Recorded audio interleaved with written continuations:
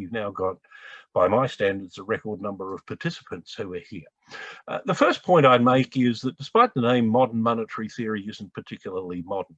Its core concepts have been around for over 100 years, as I outlined at the beginning. And yes, they've been brought together in a different way more recently, but the fundamental notions are not especially new. I'd also argue it isn't primarily monetary either. It does start with a view about what money is, but most of its precepts are actually about fiscal policy and the purposes for which fiscal policy, and in particular government spending, can and should be used. And I'd also argue it actually isn't really much of a theory.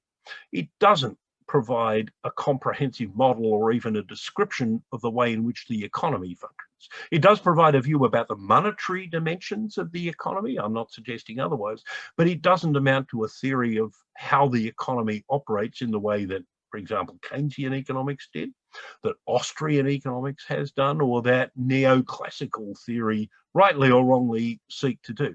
That's not to say that monetary theory doesn't contain some important truths and insights. In particular, I think it is true that the direct monetary financing of government budget deficits doesn't necessarily imply higher inflation when an economy is operating with a large amount of spare capacity.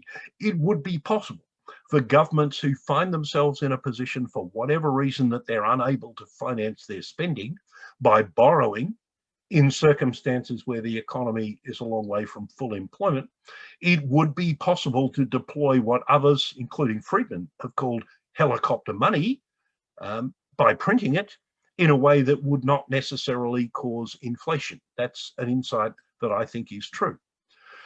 But I think modern monetary theory proponents are wrong to suggest that simply because a government can issue its own currency, it can then spend freely without any constraints or consequences, especially in circumstances where the economy isn't closed. And once you recognise that central banks do pay and have to pay interest on the deposits which banks hold with them. But I would say